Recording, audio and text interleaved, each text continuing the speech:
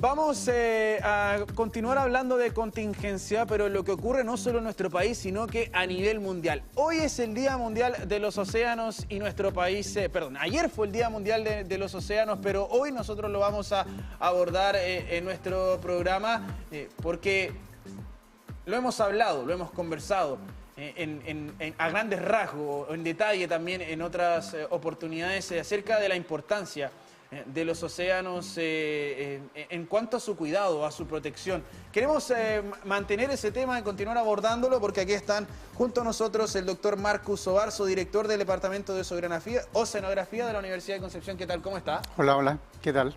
Y también está el doctor Paul Gómez Canchón, coordinador de educación y outreach de Copas Coastal. ¿Qué tal? ¿Cómo está? Muy bien, Matías, muchas gracias. Primero, consultarles un poco también acerca de lo que este Día Mundial, para ustedes que se dedican a esto, de poder concientizar, de poder conversar, dialogar, abrir también ahí la oportunidad para la gente que sepa qué es lo que está ocurriendo con los océanos. Bueno, yo creo que días como estos se ponen de relevancia una característica de este planeta que estamos cubiertos por casi un 71% de agua y la importancia que esto reviste para la vida como la conocemos. Sin esta masa de agua con la cual convivimos, la vida simplemente sobre este planeta no existiría de la manera como nosotros la conocemos en la actualidad. Entonces, este tema ha dejado de ser un tema solamente paisajístico, sino que actualmente hay una preocupación a nivel mundial porque del estado de salud del océano depende también la salud nuestra. Sí, bueno, mira, en mi caso en particular, en mi cargo, que es todo lo que tiene que ver con divulgación científica, con actividades para llevar esto que se conoce como la cultura oceánica a toda la comunidad, es casi como que nos preparamos durante todo el año para estas fechas. Básicamente porque hay como demasiada información que se está generando constantemente y que la comunidad no sabe, a pesar de vivir en un país tan oceánico, con tanta costa. La gran mayoría de la gente no tiene la suerte de conocer todo lo que hay debajo de la superficie del mar. Entonces, parte de lo que pretende hacer un día como estos es justamente mostrarle a la gente todo lo que existe, la importancia del océano. De hecho, cada año existe como una temática asociada al Día del Océano, y en este caso, este año fue como Maravillas Oceánicas, sostener lo que nos sustenta, que es justamente como, o sea, el océano nos está dando alimentación, nos provee oxígeno, está regulando el clima, por lo tanto está cumpliendo una serie de bienes y servicios que nos está brindando, que no los estamos cuidando básicamente porque no los conocemos. Entonces, justamente eso es lo que se trata de hacer en esto, no solo a nivel nacional, sino con todo lo que está pasando a nivel mundial en estos días. A mí me pasa que cuando yo pienso en océanos y digo conciencia, qué es lo que se está haciendo para mejorar, se me viene a la mente inmediatamente la contaminación, inmediatamente. Pero, ¿qué otros factores también hoy en día son amenazas o representan amenazas para los océanos y por qué es importante también relevarlos? Bueno, yo creo que una amenaza es la ignorancia, o sea, la ignorancia de no conocer el planeta en el cual vivimos. Dentro de los temas que están en boga hoy día, normalmente se habla del calentamiento global o de este problema que tiene el planeta, que está aumentando levemente su temperatura superficial promedio. Ese aumento está justamente ligado a cómo el océano intercambia gases con la atmósfera, cómo el océano secuestra algunos gases que son complicados para el efecto invernadero, y de cómo entonces el océano de alguna manera limpia la atmósfera de gases que en el largo plazo van generando un ascenso de la temperatura superficial del mar, que gatilla además un montón de otras temáticas, tales como derretimiento de los casquetes polares, cambios en las tasas de oxigenación y problemas con acidificación del océano, etc. Entonces, el océano es una esponja no solamente para regular calor, sino también para regular gases que determinan este fenómeno que llamamos efecto invernadero. Y ahí la ciencia, la divulgación científica es algo importante para combatir esa falta de conocimiento que a veces tenemos nosotros mismos de nuestro propio territorio. Somos un país que está conectado directamente con el océano, de norte a sur. Es parte fundamental de varios procesos de nuestra vida cotidiana. ¿Cómo se hace también, por ejemplo, desde su rol como divulgadores científicos? Bueno, tiene un poco que ver con el hecho de mostrarle a la gente la conexión que existe. Esto de la cultura oceánica que te mencioné en algún momento es un concepto que se acuñó por el año 2004 y que tiene que ver con el hecho de que nosotros estamos íntimamente conectados con el océano y en las dos direcciones. Lo que nosotros hacemos tiene un impacto sobre el océano y lo que sucede en el océano tiene un impacto sobre nosotros, sobre nuestras vidas. Y en esa forma uno trata con la educación ambiental un poco de mostrar cómo nuestras decisiones personales igual tienen un impacto ambiental importante. Puede ser cosas que podrían parecer como de pronto no muy importantes, como el hecho de, no sé, en la época de pandemia yo teníamos todos que ir con distintos dispositivos de higiene, porque incluía guantes, todo el transporte de la comida con todos los envases, todo eso termina, por ejemplo, en el océano. Entonces son unas decisiones, bueno, yo voy a usar envases plásticos o no lo voy a usar. Todas estas mascarillas, cuando uno las ve, que uno empezaba casi que te decían, usa una cada día, cámbiatela todo el tiempo. Es una cantidad impresionante, por lo tanto tiene un impacto. Con los alimentos que uno elige, uno puede elegir productos del mar, perfecto, pero ¿cuál va a elegir? ¿Uno que tiene un alto impacto ambiental, uno que de pronto está sobreexplotado, o más bien va a usar uno que no solo no está sobreexplotado, sino que también se rige por comercio justo?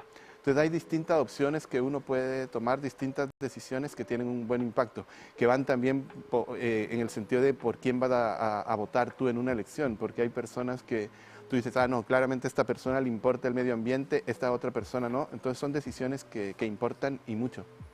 Y considerando que, bueno, el 70% de la Tierra está cubierto de agua, o sea, el océano es demasiado, abarca demasiado territorio, incluso más que el que nosotros habitamos. Y ahí también, bueno, nosotros hemos hablado desde diferentes miradas, desde diferentes teorías científicas, investigaciones científicas, en torno a lo que está ocurriendo también con el cambio climático, con lo que han mencionado, con lo que es estas modificaciones en los ecosistemas naturales que finalmente terminan impactando a las especies. Por ejemplo, los arrecifes, entre otros ecosistemas amenazados. ¿Cómo esta vida en el mar, por ejemplo, también comienza a ser parte de este cambio que estamos viviendo nosotros, que incluso estamos provocando en parte nosotros? Bueno, yo pienso que parte de esto tiene que ver con que uno tiene que comprender que el océano es parte de un sistema climático global, donde no solamente hay agua salada, este planeta no es solo agua salada en alta cantidad. El tema es que es una esfera y esta esfera está rotando. Y además de estar rotando, tiene una atracción gravitacional que hace que el océano esté donde esté y no ande volando en el cielo, sino que esté donde esté.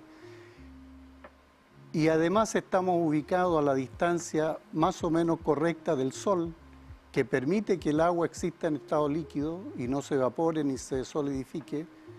Y estamos situados a una distancia apropiada también de la Luna, que permite que las corrientes de marea que se generan por la atracción gravitacional se mantengan como está.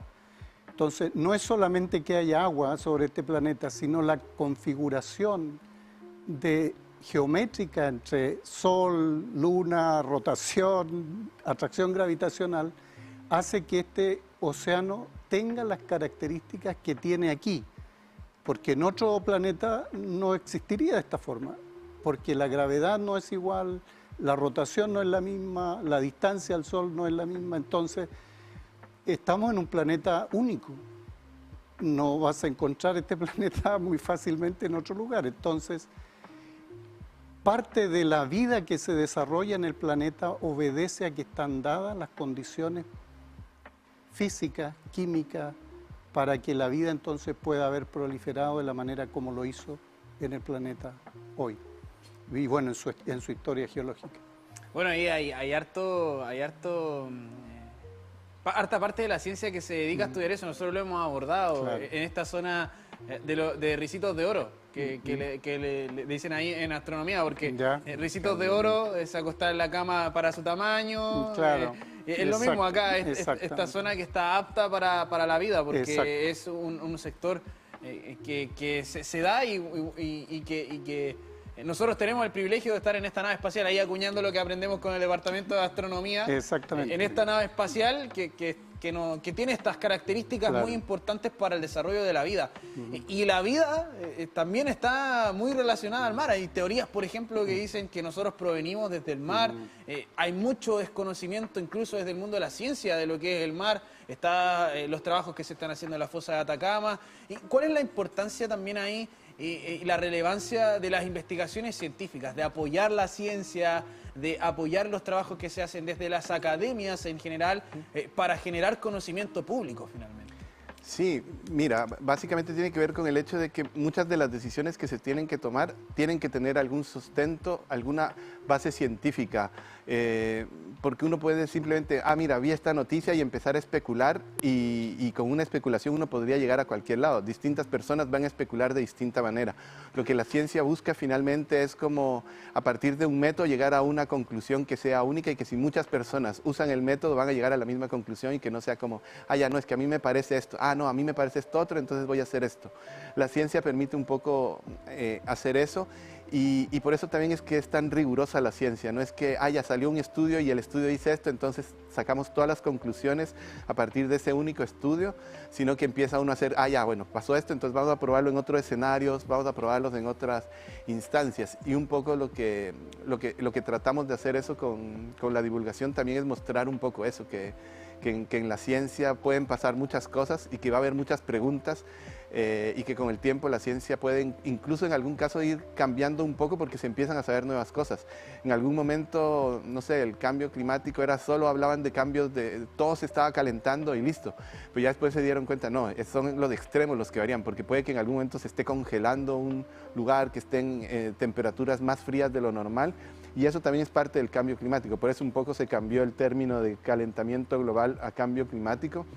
Y ahora cambio global también se está hablando, porque no es solamente con el tema del clima, sino que hay consecuencias en otros lados. Y es un poco lo que pretendemos nosotros hacer, ¿no? Como mostrar que hay muchas cosas que pueden estar relacionadas, pero que no todo, por ejemplo, es culpa del cambio climático en su momento. Doctor, por ejemplo, ya que estamos hablando de investigaciones científicas, ¿en qué ámbito usted ha explorado la ciencia? Nosotros trabajamos en oceanografía física costera. Estas costas en Chile central son privilegiadas porque son muy ricas en pesquerías. Y gran parte de las pesquerías de nuestro país, que en la década del 80, 90 estuvo dentro de los 3, 4 a nivel mundial en pesca, obedecen a procesos físicos que ocurren en estas costas que son únicos. Uno de esos procesos justamente tiene que ver con la rotación de la Tierra y corresponde entonces a lo que nosotros llamamos surgencia costera, que es el ascenso de aguas subsuperficiales que son más ricas en nutrientes, que traen entonces una cantidad importante de nutrientes para que la vida en la capa más superficial, que está iluminada por la luz solar, entonces cuando llegan estas aguas que son entonces impulsadas por el viento y la rotación, es la fiesta completa porque tiene luz solar, tiene nutrientes, tiene energía, tiene entonces las condiciones para que se genere una productividad primaria muy, muy importante que da origen entonces a las grandes pesquerías que esta zona desde la década del 30, 40 empezó a sostener una gran cantidad de industria pesquera en este lugar. ¿Por qué estaban aquí? Por ese fenómeno costero, si no, no estarían acá. Y en su caso, doctor, ¿qué líneas investigativas ha explorado? Mira, En mi caso como tal he trabajado como todo el tema de la parte pesquera y los impactos que la pesquería tiene sobre los ecosistemas, pues ya lo que es como centro Copas Coastal, bueno, ahí hay un montón de líneas de trabajo. Una de las que ha estado sonando mucho ahora, por ejemplo, tiene que ver con todo lo de las colisiones de las embarcaciones con los grandes cetáceos y todo lo que se está tratando de hacer. Estuvimos hablando acerca de aquello. Sí, y bueno, y eso tiene un poco que ver con el hecho de que justamente por toda esta productividad tan grande que hay acá, hay alimento para todos, incluidas las ballenas. Por lo tanto, hay muchos grandes cetáceos que están acá en Chile. El 50% de los cetáceos del mundo están acá en el país. Y da la casualidad de que, claro, coinciden, se solapan las rutas migratorias de estos animales con las rutas de tráfico marítimo. Entonces hay un montón de trabajo que se está haciendo y que no es solo la parte de investigación, sino cómo se relaciona uno con la industria, con la Armada también, para tratar de tomar decisiones en conjunto, porque es muy fácil de pronto decir, no, tienen que hacer esto, la ciencia dice eso, pero de pronto a la industria dice, oh, pero eso nos triplica los costos o implica que si vamos más despacio con la embarcación vamos a emitir más gases de efecto invernadero, por lo tanto tiene un costo también ambiental. Entonces hay que empezar como a conversar y es parte de lo que se está tratando de trabajar ahora. Parte de lo que ustedes nos han mencionado tiene relación con observar desde el todo, observar desde la interrelación, no solo el océano como el agua, a los Claro. peces bueno, a los peces como parte de la vida que existe, sino que como un todo. Como un todo. Nos han hecho una invitación a ver ese todo. Pero también cómo se le comunica a la gente para que ellos también lo vean así, porque es uno de los desafíos, me imagino, que se enfrentan a diario, de que puedan ver y analizar esto como parte del todo, incluso más allá de nuestro propio planeta, de el lugar en donde nos encontramos, nuestra relación con los cuerpos celestes que están a nuestro alrededor, en general. Bueno, yo pienso que parte de eso tiene que ver con comenzar a tomar conciencia de los pequeños cambios que se empiezan a generar en este sistema y que a la larga entonces, no en mi generación, pero en la generación que viene o en la subsiguiente, las condiciones que van a tener de vida no van a ser exactamente iguales a las que yo viví. De hecho, ustedes ya pueden percibir que las cosas que comen hoy no eran las que comían hace 40 años atrás su abuelo o sus padres. Preferentemente hay un cambio en la alimentación, etc. Así como hay esos cambios, también el sistema va de a poco desarrollando ciertos cambios que para un planeta como el nuestro, entonces en el largo plazo empiezan a generar problemas. Por ejemplo, yo he escuchado algunas autoridades que han dicho, mire, ¿cuál es el problema con el CO2 si está en tan poquita concentración en la atmósfera? 0,024% de toda la atmósfera del gas es CO2. Entonces, lo que más hay en esta atmósfera es nitrógeno y oxígeno, un 21%. Entonces dijeron, ¿cuál es el problema de que el CO2, que está en tan poquita cantidad, empiece a aumentar? Bueno, a partir de la revolución industrial y por otros motivos más, el CO2 ha ido aumentando y el problema es que la forma como ese gas reacciona a la radiación electromagnética no es la misma que tiene el oxígeno o que tiene el nitrógeno. Entonces no se puede comparar un gas como el oxígeno con un gas como el CO2, que claramente es un gas invernadero porque su estructura molecular genera un atrapamiento de la longitud de onda larga, que es la que emite el planeta para generar estos calentamientos. Entonces, eso ha ido aumentando lentamente, pero con cada década que pasa y hace entonces que algunos piensen que pasado ciertas décadas ya el punto de retorno va a ser más difícil de poder lograr. Porque claramente el planeta va a alcanzar una temperatura bastante más elevada que podría hacer que colapsen algunos sistemas propios de la circulación oceánica y atmosférica. Ambos dedicados parte de su estudio al mundo de la pesca.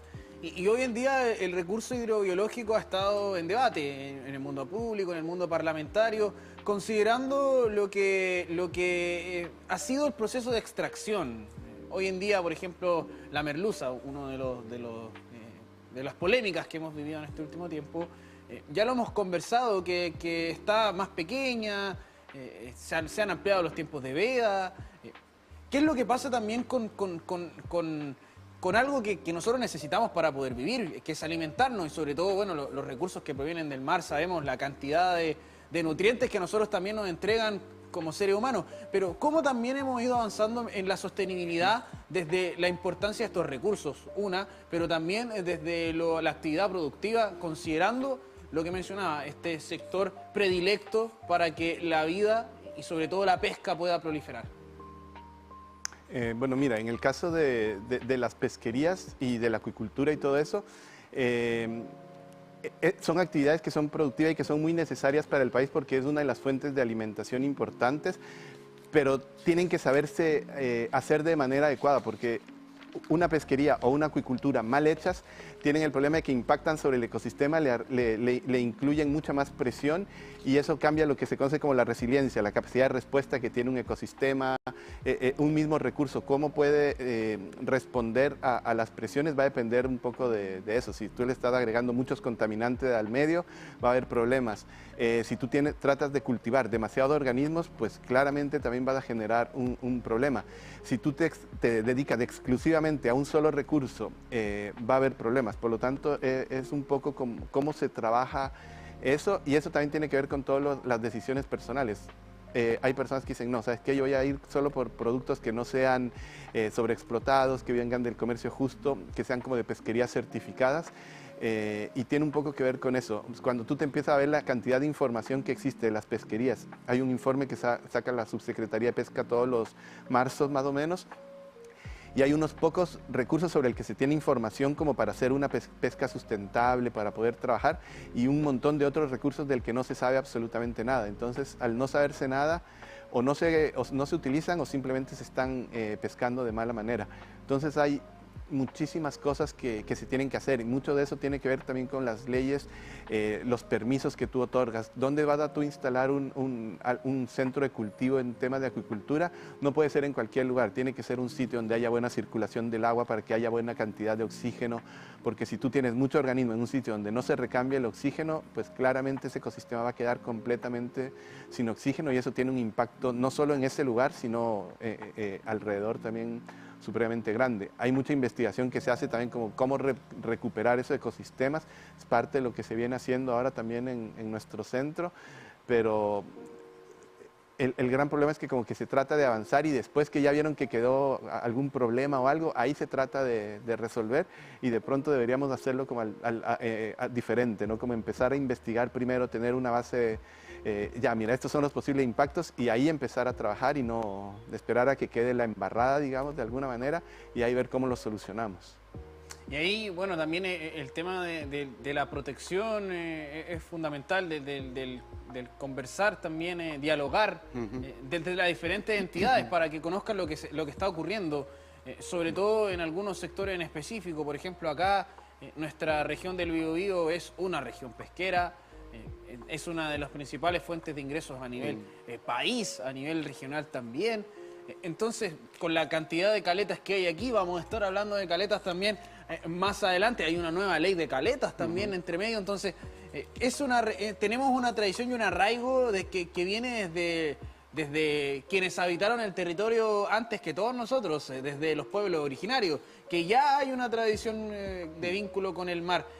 Y eso también me imagino que es algo que se ha ido un poquito ahí dejando un poco de lado. Claro. O sea, la actividad pesquera nosotros es como distinto, pero somos todos parte del país. Independiente de quien vive en el norte, en el sur, en la cordillera, somos todos parte de un territorio vinculado con el océano. Y ahí, ¿cómo ha sido también estas instancias desde el Departamento de Oceanografía? Nosotros hemos estado mostrándolo también en nuestras redes sociales, de generar estos vínculos, de generar estos diálogos, de estar ahí constantemente también como parte del trabajo que se ve a nivel internacional, en relación a la importancia del Departamento de Oceanografía de la Universidad de Concepción. Claro, el asunto es cuando tú empiezas a juntar todos los actores, ¿cierto?, que tienen que ver con el océano, como tú lo mencionas, desde pesquerías, industrias, bahías, caletas. Entonces, el problema que empieza a surgir es el uso que se hace del borde costero y cómo se hace y qué criterios entonces son los que van a primar para trabajar todo en común, porque si uno tiene el criterio económico de hacerse rico y el otro tiene el criterio económico, o sea, tiene el criterio del bien común de todos y que todos vivan con una distribución de la riqueza y de lo que significa ese lugar con acceso para todos, entonces va a depender en el fondo de decisiones políticas y de, como tú mencionas, cómo conversan los distintos actores que tienen o hacen uso de este medio tan sensible.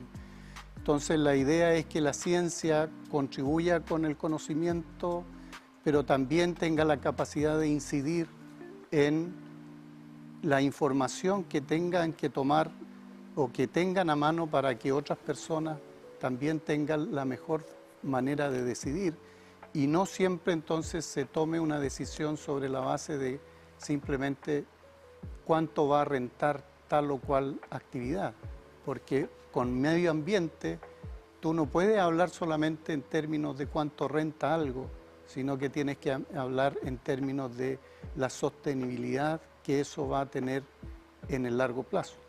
Entonces son decisiones complejas porque claramente hay intereses de sectores económicos, sectores políticos que tienden a privilegiar una u otra sector en frente de otros. Y el desafío entonces para este país es cómo se hace una discusión por el bien común de todas las personas.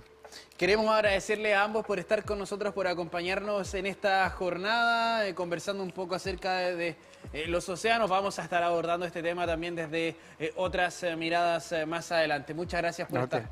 Gracias a ti. Vale, Matías, gracias. Nos vamos a una breve pausa acá en nuestro programa Multiversos y ya regresamos con mucho más contenido.